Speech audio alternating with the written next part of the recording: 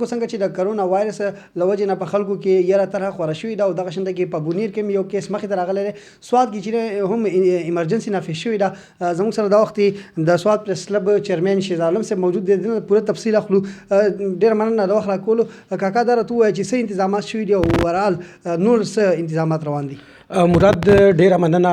دا کومه ایشو چې روانه ده د دې د لاسه په خلکو کې ډیره زیاته ویره طرحه ده او څنګه چې تاسو په خپل انټرو کې ووی چې په بونیر کې یو کیس راغلی دی خو ملکن ډیویژن تقریبا 80 لکه آبادي ده او په هغې کې یو کیس راتلل هغه د نش برابر دی.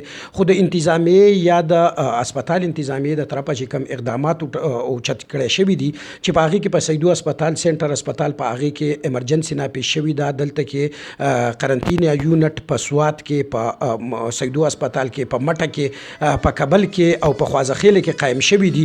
نو د دې لپاره دا انتظامات ښه خبره ده او عوامو ته اپیل کړی شوی دی چې چاته نزله زکامي یا د هغه ټمپریچر یا د هغه سینه خرابوي هغه د پوري طور د یونټو ته راځي. خو تر اوسه پورې دغه یونټو ته چې کوم دی په دې کې کټس چې کوم دي د هغې د تشخیص لپاره هغه نه دي اویلیبل.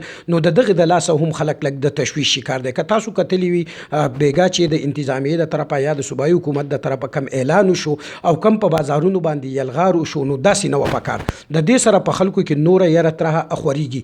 که دا دویمه درېیمه ورځ ده د کلي نه چې په میډیا باندې یا د حکومت د طرفه د کرونا د خدشې مطابق کم کوریج روان دی په هغې کې د سوات نه بلکې د ټول صوبې خلک چې کم دی هغه د تشویش شکار دي. په منګوره ښار کې کاروبارونه مکمل ختم شوي دي. بازارونه سنسان دي. خلک بازارونو ته نه راوځي او خلک په کورونو کې محصور دي. خو بل طرف ته خبره دا کیږي چې دا کم خلک مزدورکار خلک د سوات د دهشتګردۍ سیلاب زلزلې ځپلی شوي خلک او بیا پکې ډینګي هم راله او نن په هغوی دا صورتحال دی. تاسو به کتلی چې هر سهار په دې چوکونه او په دې کې مزدوران ولاړي هغه د روزګار دپاره راوتي. نو چې دغه خلک به څه کوي؟ بهر دنیا کې په بهر ملکونو کې خو د هغو د حکومتونو د طرفه د هغو مدد وکړی شو. خو زمونږ حکومت خو دا اعلانونه او دا کوي چې تاسو بازارونه بند کوئ تاسو په کورونو کې کښېنئ. نو د دې خلکو د روزګار د دو د رزق د دو د بچو د دې به څه کېږي؟ په امریکا او په دې کې هغو زر ډالره عوامو ته ورکړل هغوی ته یې راشن واچوو. خو زموږ د حکومت لا تر اوسه پورې هېڅ قسمه داسې اقدامات نه دي اوچت شوي.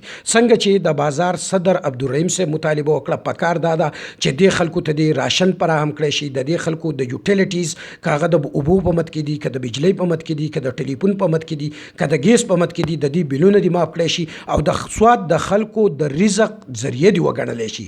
ځکه چې د دې د لاسه مکمل کاروبارونه تباه شو خلک په جړا دي. نو حکومت له پکار دا دي چې د دې خلکو دا درسي وکړي. څه ګڼئ کاکا دا ته ووایه چې تاسو مطمئن نه یې ځکه زموږ خو د دې سیمې خپل وزیر اعلام دی او مطلب دا چې پوره وزیران چې دي هغه د سوات سره تعلق لري. نو آیا زموږ خپل خیبر پښتونخوا ټول حکومت زموږ خپل دی نو په خپلو خلکو باندې به هغې سره هم ونه کړي؟ زموږ د خپل وزیر اعلی د سوات ته که څه نڅه پیدا یي خو دلته چې کوم ترقیاتي پیکیج یا ترقیاتي سکیمونه روان دي هغه یو طرف ته.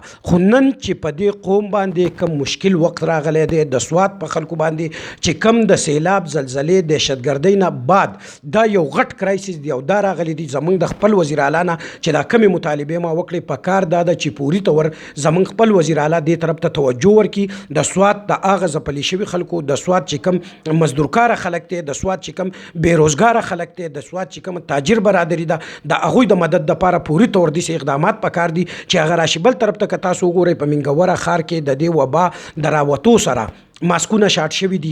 سینیټایزر نشته په بازارونو کې. مختلف قسم خلک چې کوم دي خپلې منمانیانې او دا کوي. د دې د کنټرول دپاره هم حکومت له دا پکار دي چې دلته سینیټایزر په وافر مقدار سره فراهم کړي ماسکونه فراهم کړي او کم اعلانات او دا چې شوي هغې ته عملي جامه پهناو شي. ډېره مننه کتونکو. دا د سوات پریس کلب چیرمن شیز عالم صاحب دغه خبرې تاسو واورېدې او دوی د حکومت نه دغه غوښتنه هم وکړه چې کم خلک د دې د وایرس د وجې هغې کاروبار بند شوی دی هغې په مشکلات کې دي. نو حکومت له پکار دي چې د هغې مرسته وکړي او د هغې خیال وساتي. تر دې دمه خپل قربان مراد علي خان له اجازت ورکړئ. د الله په امان.